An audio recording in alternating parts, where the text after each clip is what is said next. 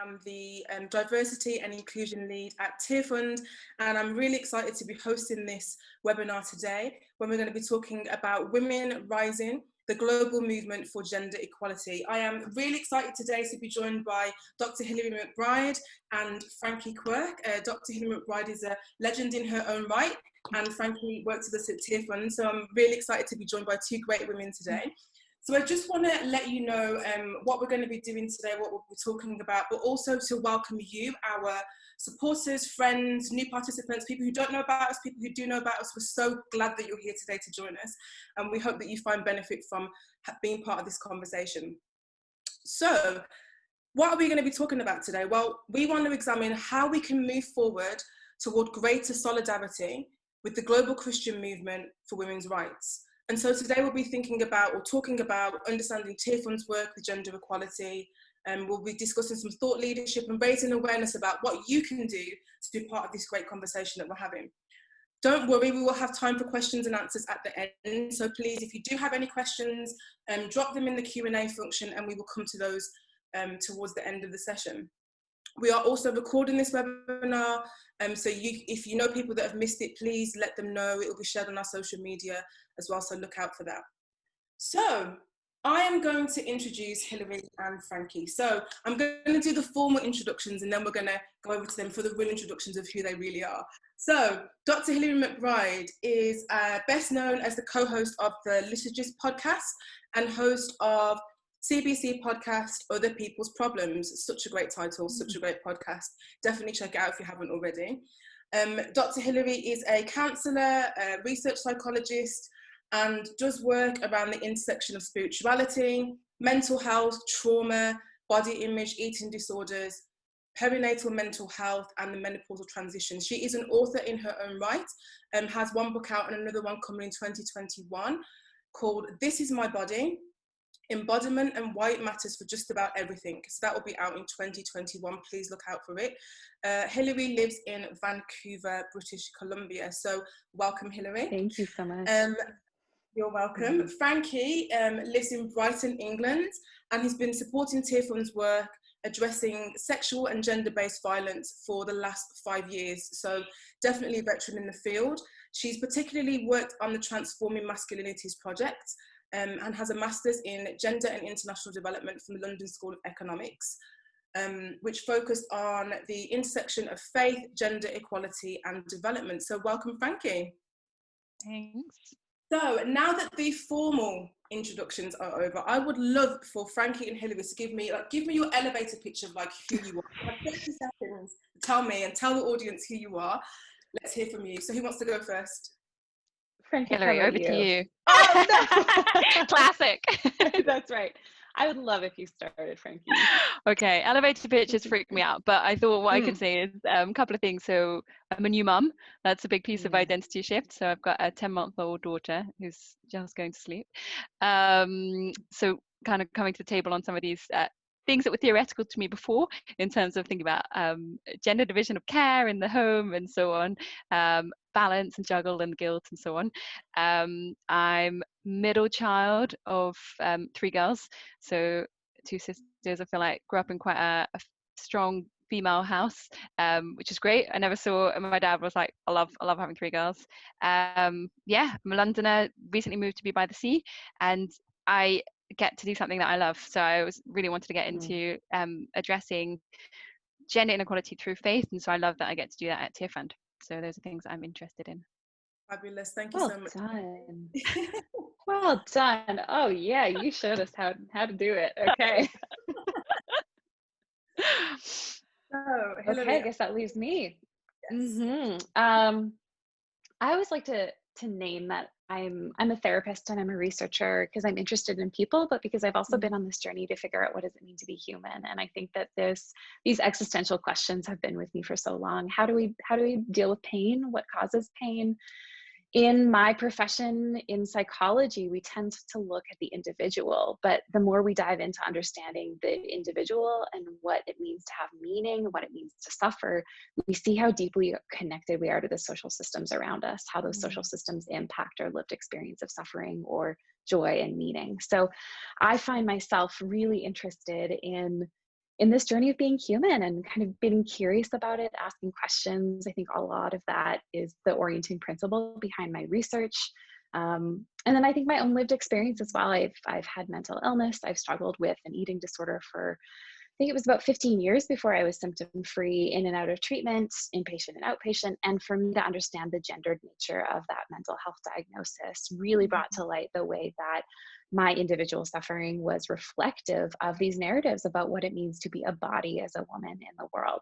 So that insight kind of pointed me towards this broader work, I think, that you're doing, Frankie, too, to look at gender-based oppression and what's going on systemically that impacts us on an individual level.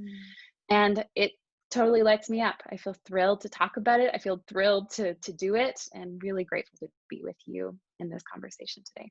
No, that's great. Thank you both so much. I love when people introduce their own selves. You know, our bios are words on a page, but like the reality of who we are can sometimes bring it to life for people that we're interacting with. So thank you so much for that. So Hillary, you touched a little bit there on one of my next questions. So I've got a bit of a pop quiz for both before we get a bit serious. So what are you starting to talk about, just what makes you care about gender equality? Is there anything else that you want to say about that? So I think, as much as there is, I wish that it was more altruistic. I think it is now. My sense of understanding gender equality came from really the work that I was doing to understand why I hated my body so much, and to realize that that was not me being a bad or a vain person, but me actually being a good woman, a society that told me as a woman to make my body disappear.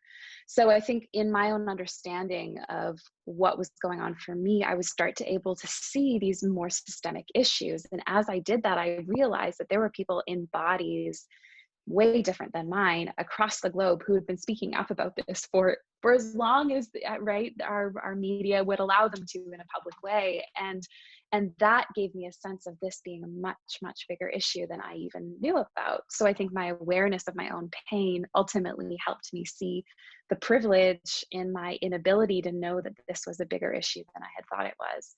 And I think when we start listening to other people's stories of their pain, we also inherently see their stories of suffering and thriving and meaning making. And it is so easy for us to talk about gendered oppression of women and neglect the fact that women have been thriving in the face of that across the globe, and have some very interesting things to say to us about what it means to work together, what it means to overcome gender-based violence and oppression and misogyny and patriarchy, and that it is only one side of the conversation to look at women in their oppression, and the other side of the conversation is, what do women have to teach us about how to make the world a more just place because of what they've lived through? That's incredible. Thank you. Frankie, what kind of makes you care about or passionate about gender equality?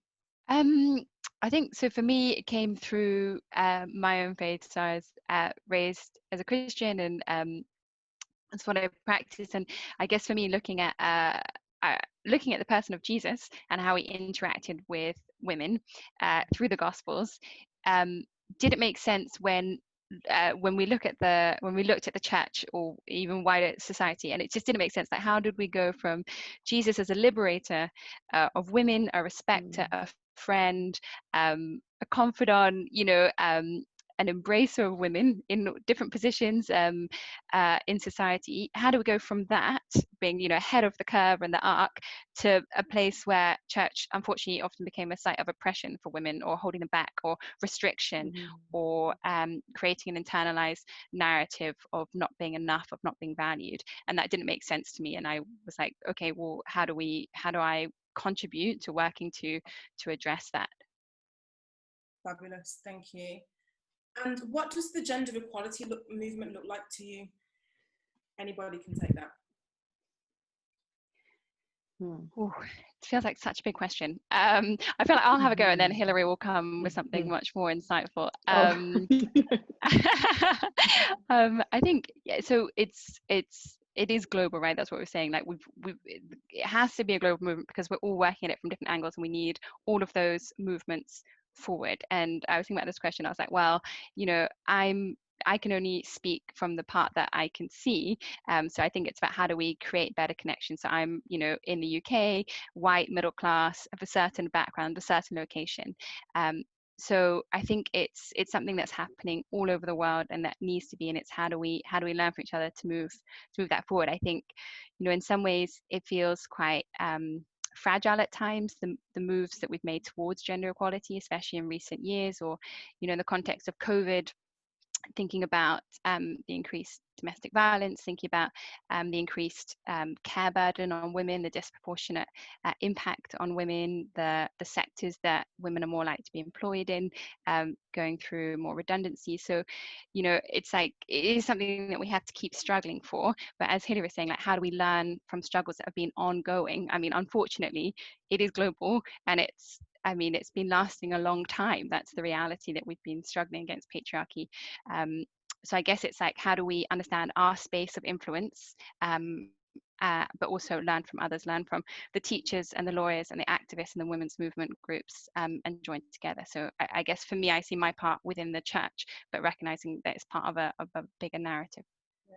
So it's really about like how we all come together. So it's not just there's no one person, no one body, no one group that can fix this. It's really all of us together, regardless of background, different, beliefs, all of that. Hillary, what would you say to that? Yeah, Frankie, thank you so much for acknowledging that interconnected piece, because I think that it is a tool of patriarchy to think that we could transform any system in isolation or alone or with one way of power. In fact, I think about Audre Lorde and her writing saying that the master's tools will never dismantle the master's house. That for us to learn from womanist scholars who have been doing this work of like equality and passing the mic to the person in the room who has been the most silenced. They have been telling us for decades and decades and decades, we cannot approach resolving gender inequality within the same system that created it. So I'm thinking about kind of some big picture things, like how we share power, how we distribute resources, whose voices we listen to in a public space.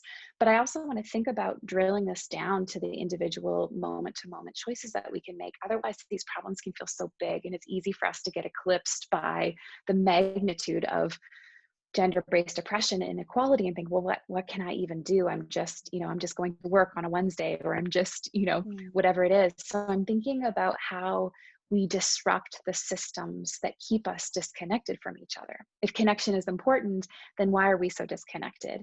And slowing down feels antithetical to capitalism, patriarchy, this kind of consumer mentality that we have, our colonization practices.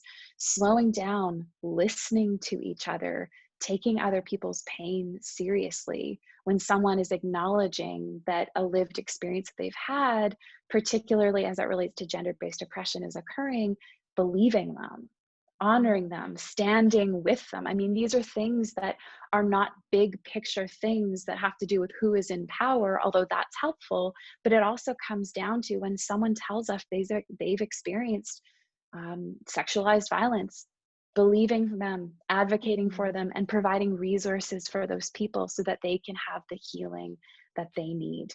And I think this comes down to, like I mentioned, slowing down, listening, but also asking, especially around holiday time, where do I spend my money?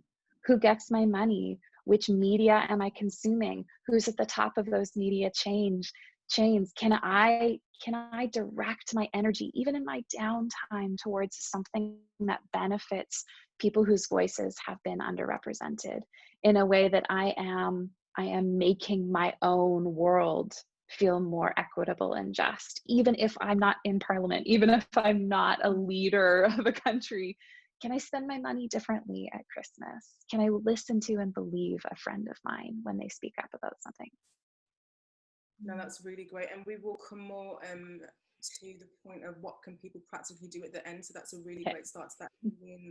Believing, honouring and standing with the things that we can all do, regardless of what access to resources that we have, or what, like the places that we sit in where we perceive power maybe is that we're not in, like we can actually do that like right where we are in our community. So we've got to talk more about that as we move forward.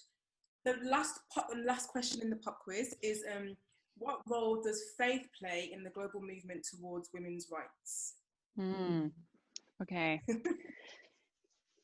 So I think on a couple of levels. So I would say I think faith should compel us. So if we believe, that we're made equally and we're made in the image of God, then faith compels us to move towards equality and to work towards gender equality and other types of equality. I think faith's really important because the gender norms or our understandings of the value of men and women and people in society is shaped by our belief system. And so if we don't look at that kind of fundamental underlying belief system, which is shaped within a faith worldview often, then I don't know that we get to the depth of change that we're hoping for. And then I guess like more faith networks, I think faith leaders are very have a lot of influence, so they can be great advocates in the communities that they lead, but also within wider communities or as spokespeople. So I think when the church speaks up against gender inequality and speaks for gender equality, then that's a powerful voice for change. That's great, Frankie. Anything to add, Hillary? What's coming to mind as you were talking, Frankie, is the work of a theologian activist, Dr. Robin Henderson Espinosa, who has written extensively on something called activist theology, and the idea that our theology, when we actually are congruent with what is messaged in the gospel, we are on the front lines as a church, as a body of creating social change. That it is so easy for us to look at the message of Jesus through our lens of white supremacy and capitalism and kind of like our own death anxiety management, and be like, okay, I'm gonna follow Jesus because it's fire insurance for like what happens in the next life. And instead of seeing that Jesus was constantly calling us to see who our empire has made invisible, that Jesus was constantly reminding us to actually preferentially treat whoever had been marginalized and outcast by society. And so if we can look at our faith as like you said, Frankie, the guidepost for our values, I think that there's actually more congruence when we are living our faith in the space of social activism than when we are quietly and privately kind of trying to correct our right thoughts about our theology in a kind of cognitive, individualistic way. In fact, Dr. Robin Henderson Espinosa's work has been helpful in saying that there is no delineation between the social justice sphere and the faith space, that these are actually, when we are in congruence, completely synonymous with one another. So for me, to be a person of faith is to constantly be reevaluating, how have I been wooed by the empire of money, of power, of privilege, of whiteness, of whatever it is, in such a way that it's actually taken me away from the message of Jesus, which says, although I'd like to think that I'm the chosen one because I'm part of this community of people, the fact is that I actually look more like the oppressor, and it is my responsibility to see where Jesus is in everyone who society has forgotten. Yeah, that's so good. I often see church as like a fueling station. So we gather together and we get fueled and we get ready to go out into the world, and oftentimes we miss that go out into the world. We can't just carry our lives rather than going out into the world. So, yeah. So I'm with you, yeah. So Frankie, we want to talk a little bit about Tearfund's work with gender equality. We know that sexual and gender-based violence is a global epidemic. There are approximately 1 in 3 women who are affected by this across the world, according to the World Health Organization.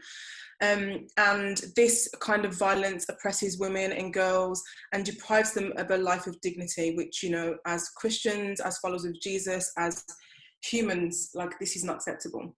So can you tell us how Tearfund combines their Christian identity with the gender equality movement, and a little bit about the work that we do in that space? Yeah, sure.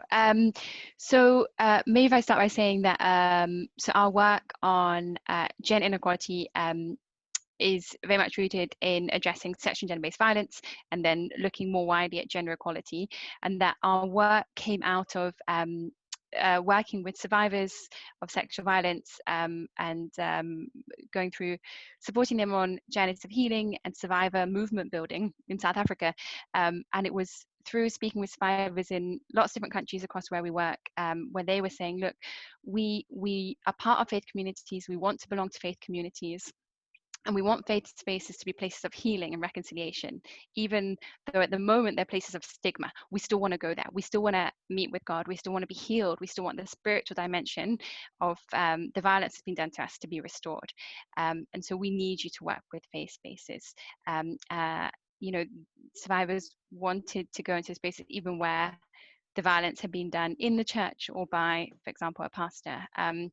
And so our work really looks at addressing this wider gender equality. And as you said, Liz, within our framework of understanding the equal value of men and women as created by God, like understanding that both men and women, all people, are made in the image of God. And so that's really where we're grounded in how do we work to restore relationships between men and women, but equality based on equality, not restoration for kind of restoration's sake or harmony's sake, but really, you know, that kind of deeper work. And so concretely, what we are doing within Tearfund is working with faith leaders and faith communities to look at gender norms that are in the community, and to look at how are those impacting you. So for example, if we're doing a workshop looking at like, where do you see this in the community, and how is it who is it hurting, and what are the multiple types of impact that this is having.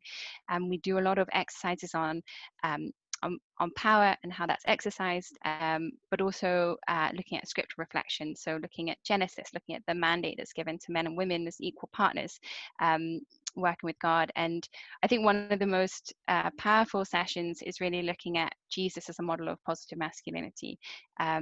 So we're working with both men and women together, and obviously as Christians we have Jesus as a model, but especially we can look at a model of positive masculinity, because some people might say, well, you know, what is a model to aspire to, or what should I be working towards? And we look at Jesus and how he treated people, that it's about service, it's about connecting, it's about you know, meeting people, marginalized people, and it's always like a really key moment in the workshops when people kind of look at Jesus, and we kind of do a list of like, what does it mean to be a man in your context or in your community, and that's kind of on one side, and it might be like making decisions, you know, kind of deciding about this or that, being the leader, being the person who decides what happens, who has access to money, and so on. And then we make a list of characteristics of Jesus, and we try and look at, okay, like, where are similarities and where are differences, and what do we want to work towards. And so a lot of what we're doing is just trying to create an alternative,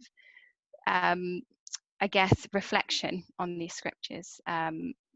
Because maybe I should have said before, when we started this work, we did some kind of interviews with faith leaders and in communities, and what we found is that, so for example, where we might say like, is it right to force your partner to sleep with you? People might be more likely to disagree. But if it was framed as, the Bible says that I have rights to the body of my wife, then people more likely to agree with that.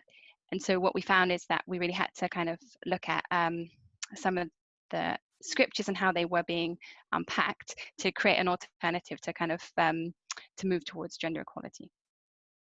That's great, Frankie. Can you talk a little bit more just around the important role of men and boys in the gender equality movement? For some people, it might seem like this is a women's thing, it's a feminist movement, you know, there's no work for the men to do, let all the women get together and kind of sort themselves out. Like how do you counter that narrative about it being like not about women but about everybody coming together to achieve gender equality? Yeah, well, I mean, so a couple of things. So like, obviously we don't live in societies of just women. Like, society is women and men and, you know, all people together. And so the rules of society that we live under and that we uphold in different ways are upheld by both men and women. And so we need to work on that together. But I mean, ultimately, at the moment in our system, men are also power holders. And so if we don't address that, then I don't think we really move forward. And as I said, the survivors themselves were the ones who said, look, we need to work with the men in our community, because otherwise things aren't going to change. And I think it's important to note that, you know, what we're working towards is equal relationships between men and women. It doesn't have to be like a zero-sum game where it's about, you know, men losing so women can succeed. But at the same time, we have to recognize that the playing field is not level at the moment, that there's a disproportionate use of power. So we're trying to get towards equality between men and women, and that's why the conversation has to be between men and women together. And so the way that we do it in our work is we have separate discussion groups for men and women, so that they have safe spaces to talk about their experiences, and we have similar topics, but they're framed differently for men and women, so it's more challenging towards men, and then they go through a certain number of sessions separately, and then come back together and look at what they've learned and how do they want to work together towards a better community for them to live in, for them and their children. But as I said, not just like, okay, let's all just make peace and move forward, but really we've done a lot of unpacking of how this is unequal and how do we want to move towards equality. Thank you, Frankie, that's great. So Hillary, question for you. How can we move toward greater solidarity with the global Christian movement for women's rights? Yes, I mean, isn't this the big question, right? My thinking, especially on the heels of your response, Frankie, is that there are things that women can do to continue to step into agency and power, but we will also have to find a way to dismantle and start to pull apart and build new systems that stop that from happening. And that will take all of us.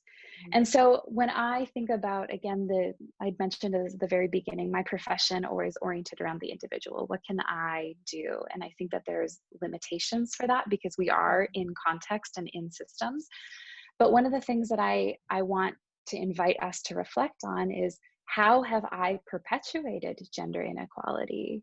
By my not knowing, by my complicity in patriarchy. Like, I'm thinking about all of the times that I have sat with couples, heterosexual couples, in my counseling practice, and a woman has said, I don't want my husband to perpetuate misogynistic kind of narratives around marriage, but as soon as he opens up and is vulnerable and expresses emotion and talks about his fear, it's so scary because it disrupts this narrative that we are actually all propping up. And so every single one of us needs to ask, how am I complicit in these systems? And what are the small little pieces of action that I can take? But I think, to circle us back to the conversation on faith, I think it's important to ask, how am I actually well supported in doing this based on my faith-based values? Is there a way that I can orient myself towards reducing gender inequality and creating gender equality by reminding myself that this is actually an inherent part of my faith and following the teachings of Jesus? So when we have our value system intact, we can start asking the questions, okay, how am I living outside of my values? And this is like when we call an integrity gap, where we have a value system, but we notice, how is my behavior different than that?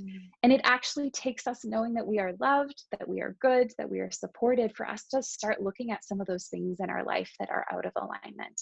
But it is much, much harder to change and step into solidarity if we don't have that value piece. In fact, Nietzsche and Viktor Frankl and all of these existential psychologists have said, and thinkers have said, when we have a why, we can get through any how.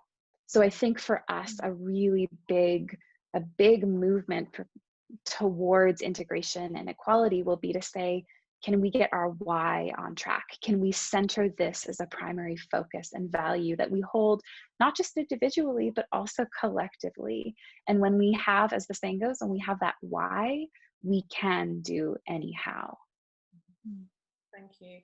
And how much, so you do a lot of work around bodies and like how we live in our bodies and how we experience that. And so how much of realizing gender equality comes down to how we educate women about their bodies? Yeah, but I have to think about, so can you say that last part again? Probably men as well. Yes, absolutely.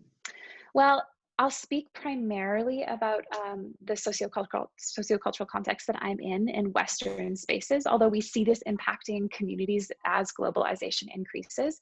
But there is this narrative about the woman's body being an object, that this is a very central tool of gender-based oppression and violence and inequality, that women are seen as not being as valuable socially, except when they use their bodies as a tool to garner more social power. So what that does is it traps us in a system as women of trying to appear more like the bodily ideal to accrue more social power. If we are less valuable than men, as the story goes, but we can accrue more value by being desirable as bodies, then often we trap ourselves in the system of trying to make our body something that our body is not. And we cannot blame ourselves for doing that as women, because we're actually just trying to be exactly what our culture has asked us to be. We're trying to accrue and kind of secure some value and social power in a system that is unequal. But when we do that, again, as I was mentioning, we become complicit in that system.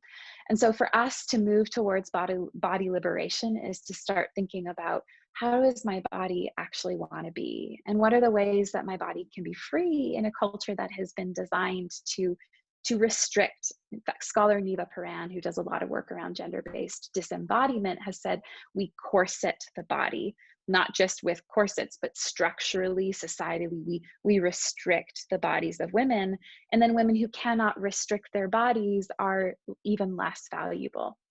So the more that we move towards understanding the body as good and not an object or a thing to be used in a capitalist system, in a patriarchal system, in a colonial system, because these are all interwoven, the more we can see that the body is the place where we can begin our liberation.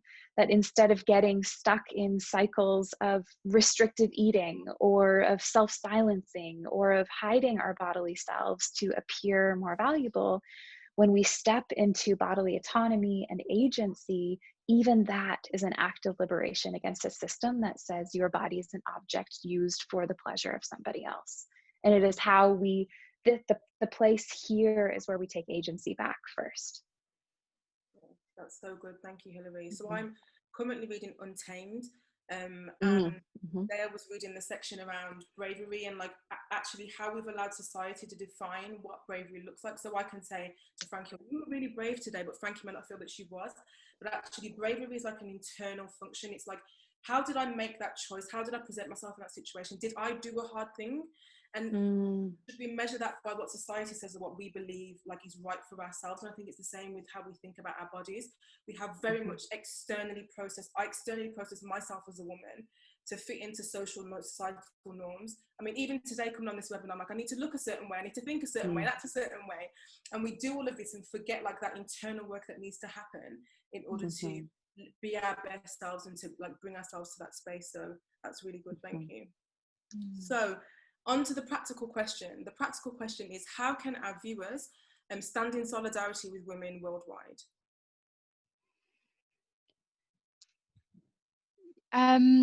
Yeah, sorry, I was just thinking, I don't know, sorry, it's a good question. I was thinking about the practical part, because I think maybe it comes back to kind of some of the other parts that we've already spoken about. Like it's all interwoven in a lot of ways. So I think there's that.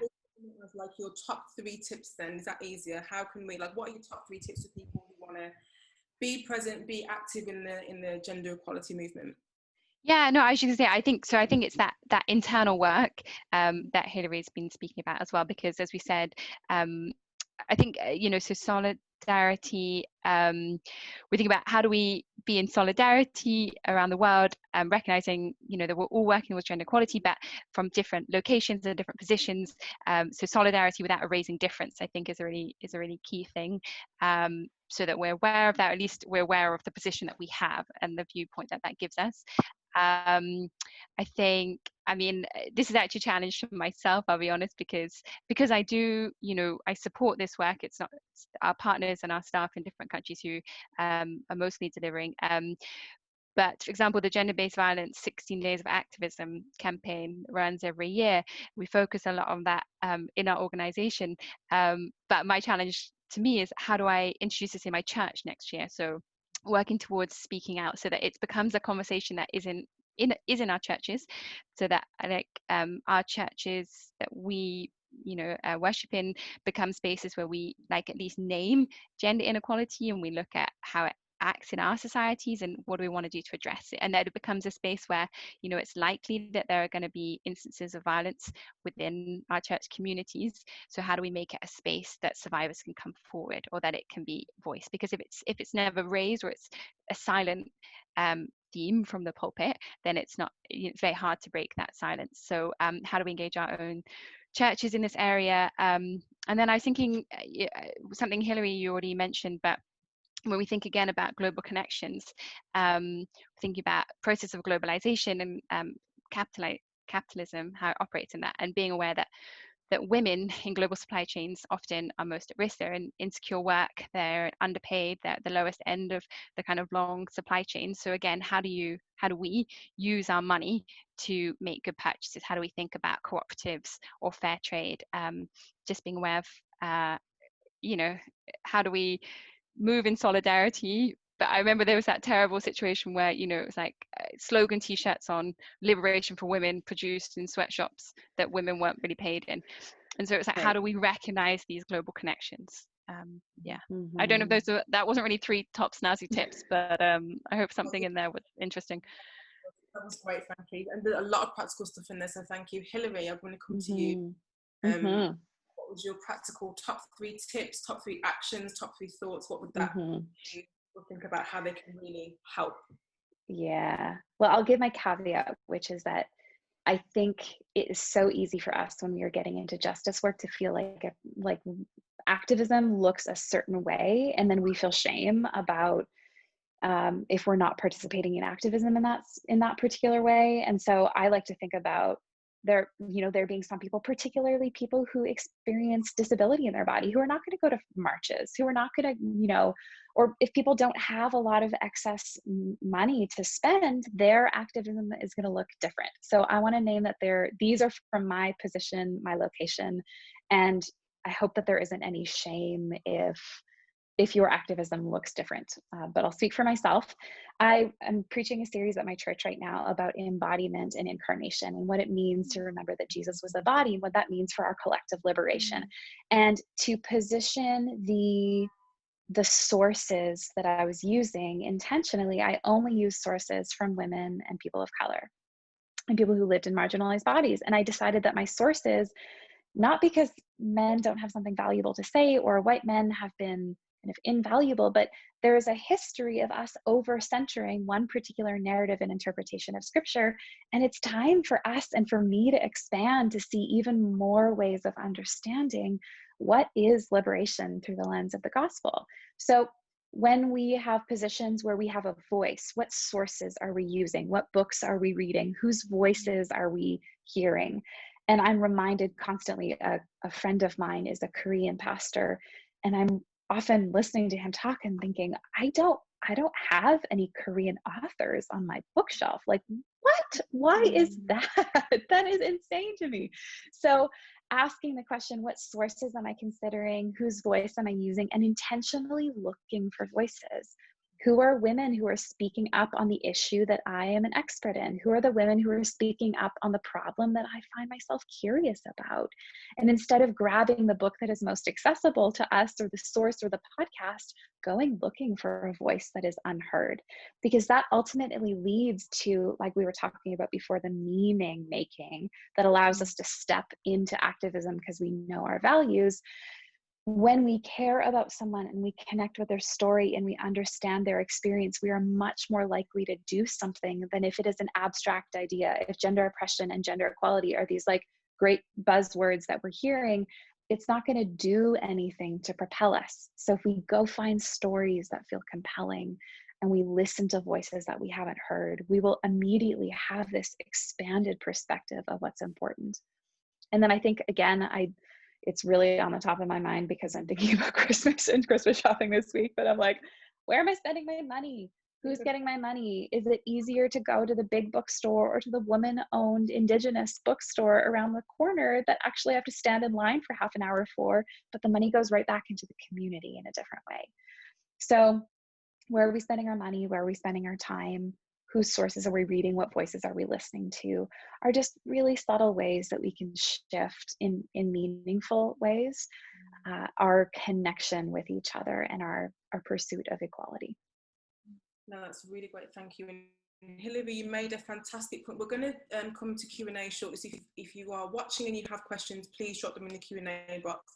But Hillary made a great point about different types of activism. Like, we have to do what's within our reach. Mm-hmm. And here at Tearfund, just like engaging with our social media, you know, reading about what we're doing and supporting us and reposting and sharing and liking is part of that activism.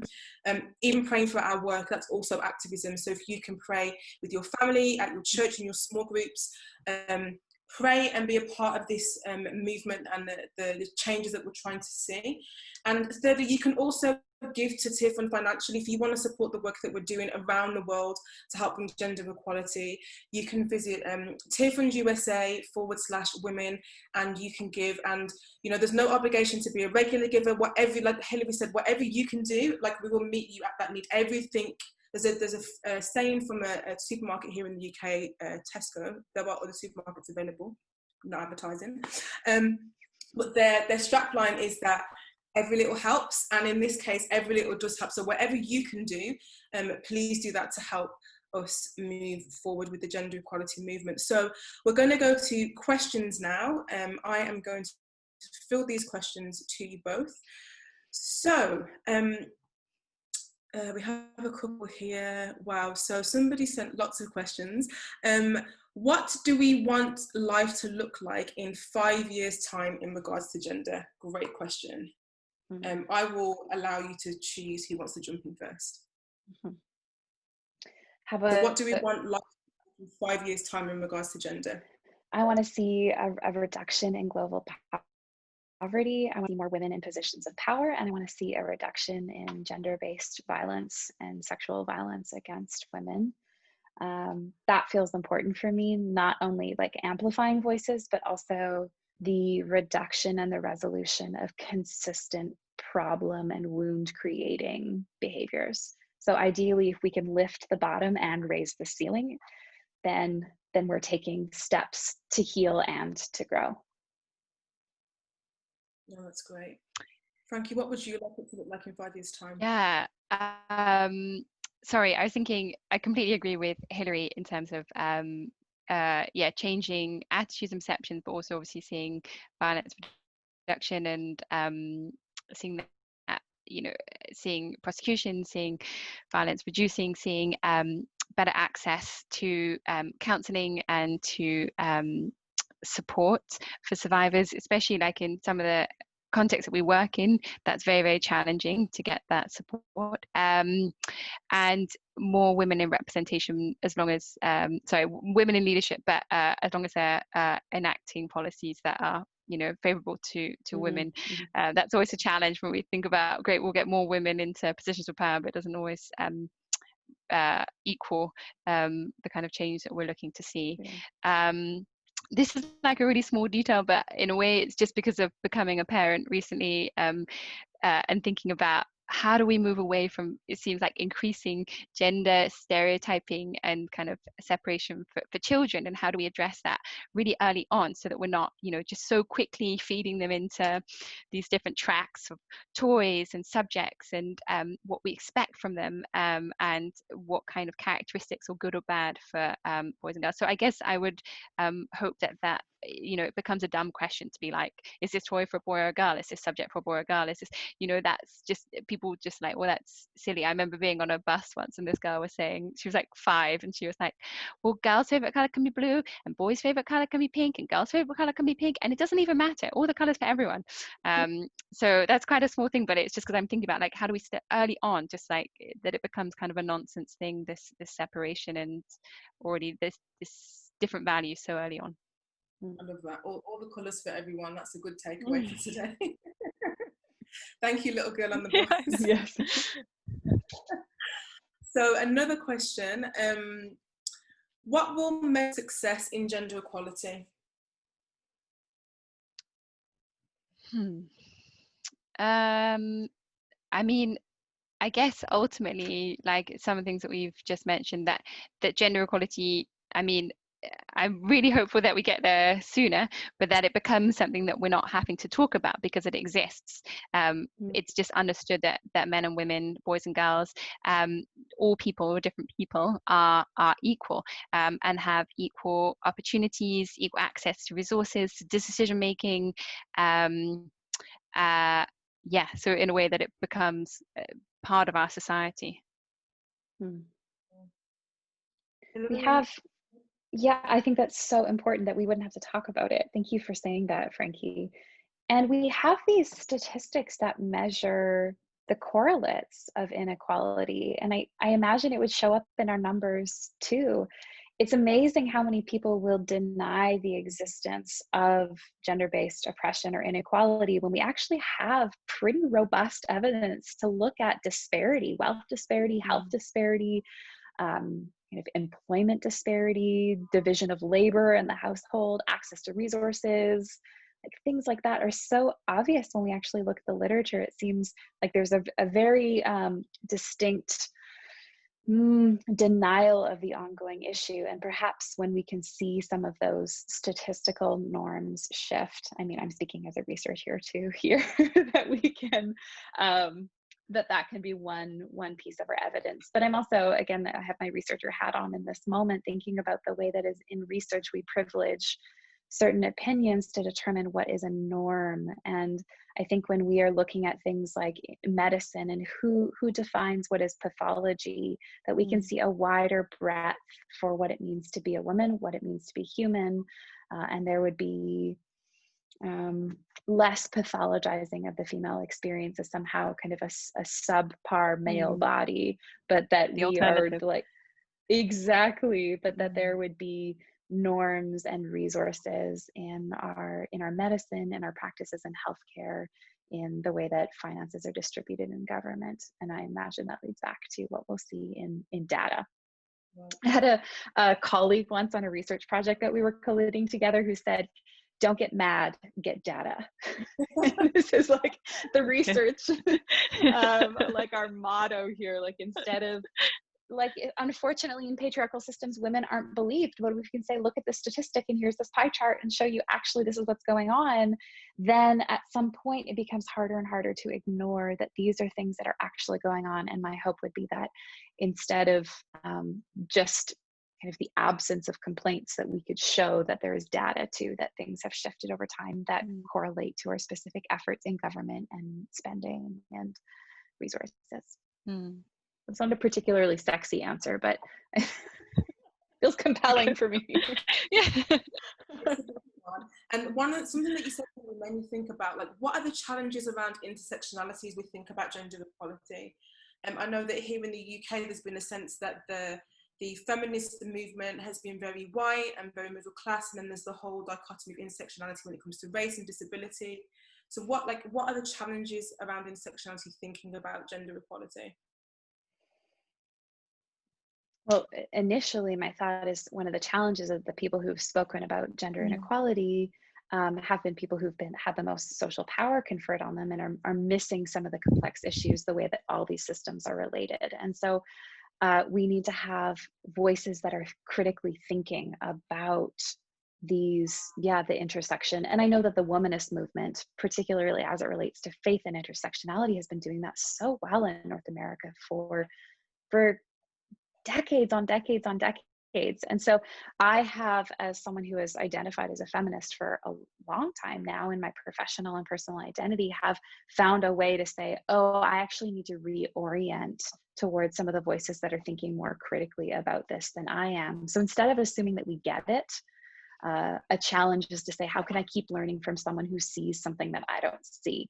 And whenever we have that attitude, it doesn't matter where we're positioned on a spectrum of power, we are always asking, who sees more than I see?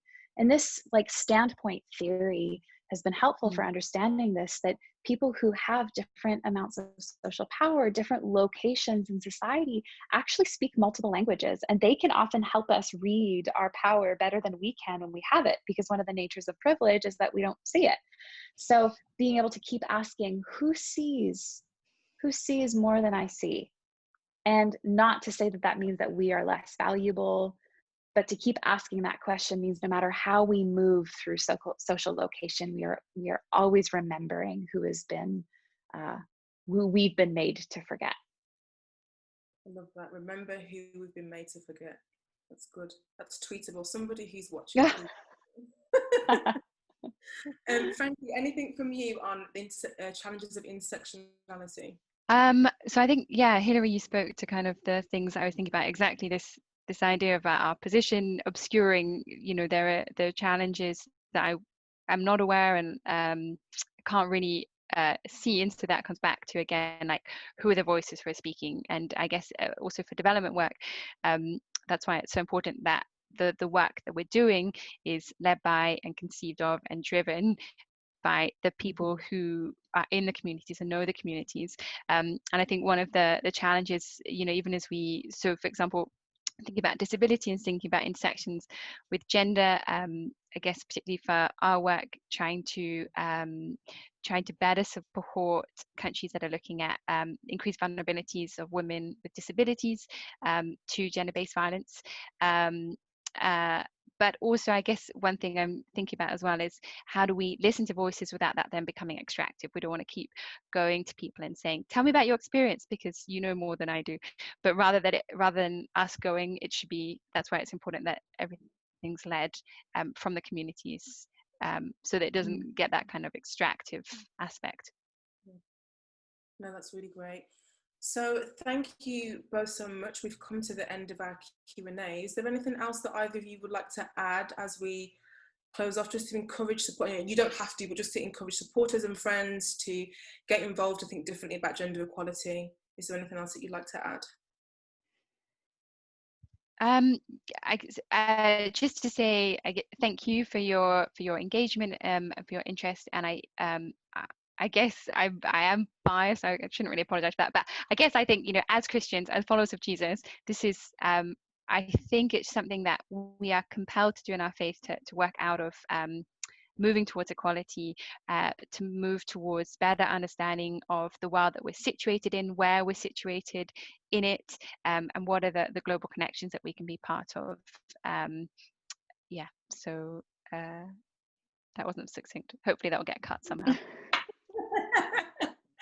Thanks, Frankie. How about you, Hillary?